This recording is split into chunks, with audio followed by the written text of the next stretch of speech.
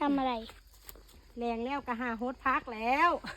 พดหนูหน่อยหนูร้อนมากโหดบะสงกรานต์ต้องเล่นน้ำอันนี้มะเพชรนี่เขาปลูกใหม่เด้อตาน้อยปลูกเพิ่มอันนี้นะตาน้อยปลูกเพิ่มในบ่อกบผุนเบิ่งในบ่อกบเขานะบ่อกบที่บ่าวงมตาเพิ่นสิผสมพันธุ์กบแต่ว่าก็ยังผสมบ่สำเร็จเนาะกบเพิ่นยังบ่ยอมผสมพันธุ์กัน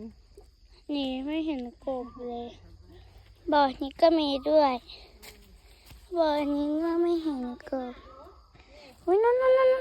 แป๊บนึงหนูให้เขาดูกบก่อนหนูเห็นแล้วนี่ไงกบนี่ว่ามะนาวเป็นมากเลย ไหนมะนาวน้อยเป็นมากนี่ต้นมะนาวน้อยนี่เจ้ามากแล้ว